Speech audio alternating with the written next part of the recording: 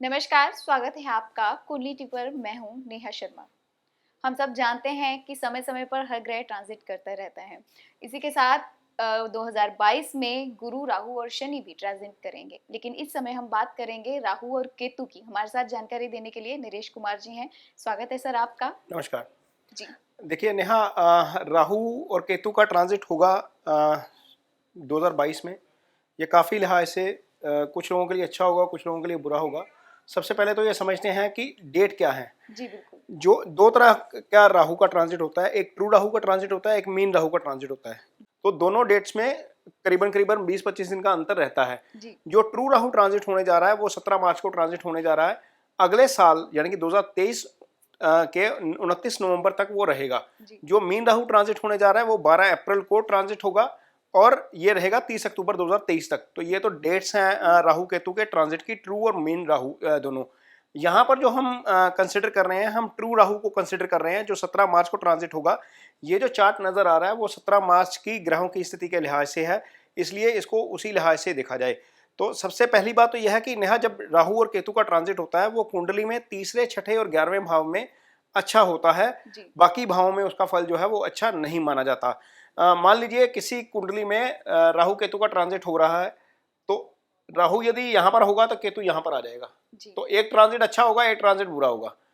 राहु केतु की अपनी कोई राशि नहीं है, जिस भाव में बैठते हैं उस भाव में जो राशि पड़ी है उसके मुताबिक फल करते हैं। जिस भाव में बैठते हैं उस भाव में जो ग्रह पड़ा है उसके मुताबिक फल करते हैं। यदि अच्छा ग्रह पड़ा है तो अच्छा फल करेंगे, बुरा ग्रह पड़ा तो बुरा फल करेंगे। तो ये वेरी करेगा हर राशि के ऊपर, हर व्यक्ति के ऊपर, हर जातक के ऊपर। तो नरेश जी, बात करते हैं मकर राशि की। मकर राशि के जातकों पर जब राहु और केतु ट्रांजिट करेंगे तो क्या कुछ बदलाव लेकर आएंगे? देखिए नेहा, राहु और केतु का ट्रांजिट तीसरे, छठे और 11वें होना अच्छा होता है। केंद्र में ट्रांजिट अच्छा नहीं है। जी तो सबसे पहली बात तो यह है कि ये ट्रांजिट इनके लिए अच्छा नहीं है। अब किस एस्पेक्ट से अच्छा नहीं है ये समझने की कोशिश करते हैं। केतु यहाँ पर रहेंगे तो एक दृष्टि यहाँ पर रहेगी धन भाव के ऊपर, जी एक दृष्टि सामने है, एक छठे भाव के ऊपर रहेगी। तो ये राहु की दृष्टि सामने नजर आ रही है। ये खर्चे का भाव है, ये गर्म का भाव है, ये अष्टम भाव है जो सडन लॉस का भाव होता है। तो ये 6 दृष्टियां आपस में। अब दूसरी बात यह है कि केतु और राहु फल कैसे करेंगे। मान लीजिए केतु यहाँ पर है और यहाँ पर कोई ग्रह नहीं है, तो यहाँ पर जो राशि पड़ी है वो उसके फल करेंगे, यानी कि शुक्र के फल करेंगे। शुक्र यहाँ पर इस भाव के मालिक हैं और इस भाव के मालिक भी हैं, जी तो ये दोनों के फल करना शुरू कर देंगे। राहु यहाँ पर बैठे हैं, इस भाव में यदि कोई ग्रह नहीं है तो इस राशि के फल करेंगे। ये मंगल की राशि है, तो मंगल की दूसरी राशि अब देखते हैं यहाँ पर पड़ी हुई है, ये इसके फल करना शुरू कर देंगे। अब ये डिपेंड करता है कि आपकी कुंडली में मंगल कैसा है। यदि मंगल अच्छा है तो फल बढ़ जाएंगे, यदि मंगल खराब है तो उसके फल खराब होने शुरू हो जाएंगे। जी तो ये डिपेंड करेगा कि जहां पर राहु केतु है वहां पर आपकी जो राशि पड़ी है शुक्र या मंगल की, वो आपकी कुंडली में कैसे हैं, उस हिसाब से इसका जो है वो फलादेश अब आएगा। हालांकि जो ट्रांजिट है वो ज़्यादा अच्छा नहीं है। ये ट्रांजिट मकर राशि वालों के लिए स्थान परिवर्तन करवा सकता है, यानी कि घर आप चेंज कर सकते हैं। ये चौथा भाव होता है, ये सुख स्थान होता है, ये घर का भाव होता है। राहु जाता है यहाँ पर तो सेपरेटिव इफेक्ट होते हैं, तो चेंज ऑफ प्लेस बनता है। जी। तो अब हम बात करेंगे मकर राशि के जातकों की हेल्थ के बारे में। तो नरेश जी, हेल्थ के जो हिसाब से इनके लिए ये ट्रांजिट कैसा रहने वाला है? देखिए वही वही मैं बता रहा था कि ये ट्रांजिट अच्छा इसलिए नहीं है क्योंकि केतु की दृष्टि एक यहाँ पर पड़ रही है, राहु की दृष्टि एक यहाँ पर पड़ रही है। जी ये दोनों भाव अच्छे भाव नहीं होते। अब ये छठा भाव है, यहाँ से बीमारी देखी जाती है, लिटिगेशन एलिगेशन देखा जाता है, यहाँ से सडन लॉस देखा जाता है, ये रिसर्च का भाव होता है, ये अचानक से धन लाभ या अचानक से धन हानि का भाव होता है, एक्सीडेंट यहाँ से देखा जाता है। तो ये इस भाव के ऊपर राहु की दृष्टि आना अच्छा नहीं है। इसका मतलब है कि ड्राइविंग को लेकर केयरफुल रहना होगा। इस भाव के ऊपर केतु की दृष्टि आना अच्छा नहीं है, यानी कि आपको थोड़ा सा ईटिंग हैबिट्स को लेकर थोड़ा सा अलर्ट रहना पड़ेगा। केतु यहाँ से यहाँ भी देखेंगे, ये भाव जो होता है ये ईटिंग हैबिट्स का भाव होता है, खाने की आदतें दूसरे भाव से देखी जाती हैं। यदि यहाँ से केतु की दृष्टि पर खाने की आदतें खराब होती हैं तो इसका असर यहाँ पर नजर आएगा छठे भाव में। ये बॉडी का लोअर पोर्शन होता है, तो स्टमक से रिलेटेड कोई ना कोई इशू इनको हो सकता है, या इनको लोअर बैक से संबंधित कोई ना कोई परेशानी हो सकती है केतु के प्रभाव के कारण। राहु का असर जो है वो निश्चित तौर पर मैंने आपको बताया ही है कि अष्टम पे है तो सडन लॉस का भाव है। यहाँ पर लंबी बीमारी की एक शुरुआत भी हो सकती है। कईयों को शुरुआत होती है बीपी से, कईयों को शुगर से शुरू होती है, कईयों को थायराइड हो जाता है। तो ऐसी चीज़ यदि आपके सामने आती है तो उसको नज़रअंदाज मत करिएगा, क्योंकि यहाँ पर ये 1.5 साल रहेंगे और 1.5 साल में इस चीज़ को बिगाड़ देंगे। खासतौर पर वाहन की ड्राइविंग जो है वो आपको धीमी करनी पड़ेगी। जी। तो चलिए अगली बात करते हैं रिश्तों की। जब राहु और केतु परिवर्तन करते हैं तो रिश्तों पर भी कुछ ना कुछ प्रभाव जरूर पड़ता है। तो मकर राशि के जातकों पर क्या प्रभाव पड़ेगा, जानते हैं। नेहा, मकर राशि के जो मैरिड जातक हैं उनके लिए तो खैर रिलीफ की बात है। उसका कारण यह है कि इस भाव पर पहले केतु का ट्रांजिट था, तो केतु की एक दृष्टि यहाँ पर पड़ रही थी, वो दृष्टि अब यहाँ से हट गई है।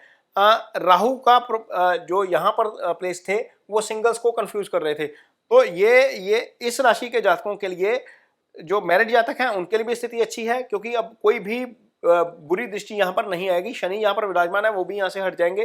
तो कर्क राशि के ऊपर जिनकी मकर राशि है, कर्क राशि सप्तम बनता है, चाहे वो मेल है चाहे वो फीमेल है, आपसी अंडरस्टैंडिंग जो है वो थोड़ी सी बेटर होनी शुरू हो जाएगी, तालमेल बढ़ जाएगा।